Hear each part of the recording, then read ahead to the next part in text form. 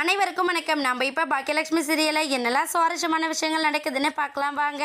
Jenny வீட்டில் மரியம் கிட்டேயும் Joseph கிட்டேயும் ரொம்ப பெரிய ஆர்குமெண்ட்ஸ் பண்ணிக்கிட்டு இருக்காங்க. டேடி மம்மி நீங்கள் 2 பேரும் பண்ணுறது ரொம்ப பெரிய தப்பு. செலியன் என்னை மறந்துட்டு இருக்க முடியாதுன்னு சொல்லிட்டு போகிறதுக்காக தான் இங்கே வந்திருக்காரு. ஆனால் நீங்கள் எடுத்ததும் அவங்கள அடிக்க வேண்டிய அவசியம் என்ன இருக்குது? நீங்கள் பொறுமையாக பதில் சொல்லியிருக்கலாம்ல அப்படின்னு சொல்லிட்டு நம்ம ஜெனி ஒரு பக்கம் ஆர்கியூ பண்ண உடனே ஜோசப் வந்து மரியம் இவ என்ன புத்தி கெட்டு போய் பேசிக்கிட்டு இருக்கா? ஏற்கனவே இவ எடுத்த முடிவால் தான் இன்னைக்கு இவளோட நிலைமை இந்த நிலைமையில் இருக்குது.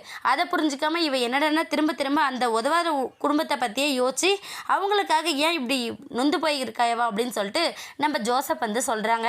உடனே நம்ம மரியம் என்ன பண்ணனா, ஜோசப் கொஞ்சம் பொறுமையாக இருங்க, எதை ஒன்று நம்ம சூட்டோட சூடாக பண்ண வேண்டாம், கொஞ்சம் பொறுமையாக இருந்தால் மட்டும்தான் இதுக்கு ஒரு நிலையான முடிவு கிடைக்கும். ஏன்னா ஜெனி வந்து செலினை டைவர்ஸ் பண்ணிடுவா அப்படிங்கிற ஒரு எண்ணமே எனக்குள்ளே கிடையாது.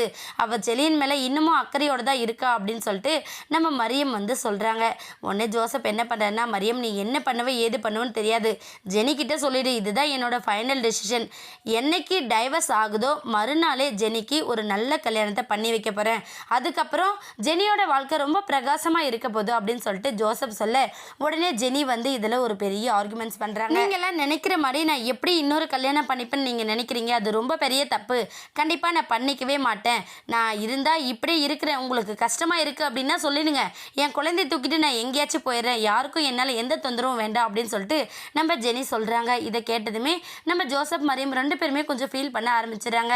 என்ன ஜெனி இப்படி பேசிக்கிட்டு இருக்க, நாங்கள் ஒவ்வொரு விஷயத்தையும் உனக்காக தான் பார்த்து பண்ணிக்கிட்டு இருக்கோம், நீ என்னடனா நான் வீட்டை விட்டு வெளியே போயிடுவேன், எங்கேயோ போகிறேன், என்னவோ பண்ணுறேன் அப்படிங்கிற மாதிரி சொல்கிற, இதெல்லாம் நல்லா இருக்காமா அப்படின்னு சொல்லிட்டு நம்ம ஜோசப் ஒரு பக்கம் கோச்சிட்டு அங்கேருந்து கிளம்பி வந்துடுறாங்க. உடனே மரியம் என்ன பண்ணனா, ஜெனி கொஞ்சம் பொறுமையாக இருமா, நீ அவசரப்படாத, அவங்க சைடில் தப்பு இருக்கிறதுனால தான் டேடி இப்படி பேசுகிறாங்க, அதுக்காக நீ அப்பா பண்ணுறதெல்லாம் தப்புன்னு எடுத்துக்க கூடாது. செலினால நீ எவ்வளோ அசிங்கப்படுத்தினா, உன்னை எவ்வளோ அவமானப்படுத்தினா, அதெல்லாம் நீ மறந்துட்டியா அப்படிங்கிற மாதிரி மரியம் சொல்ல, அம்மா நான் அது எதையுமே மறக்கலை, ஆனால் அதுக்காக நீங்கள் இன்னொரு வாழ்க்கையை தேடி தரீங்கன்றதை நான் அக்செப்ட் பண்ணிக்க மாட்டேன் அப்படின்னு சொல்லிட்டு ஜெனி ஸ்ட்ராங்காக சொல்கிறாங்க. இதுக்கப்புறம் ஜோசப் என்ன பண்ண போகிறாருன்னு வெயிட் பண்ணி பார்க்கலாம். இந்த வீடியோ உங்களுக்கு பிடிச்சிருந்தா மறக்காமல் நம்ம சேனலை சப்ஸ்கிரைப் பண்ணுங்கள். தேங்க்யூ.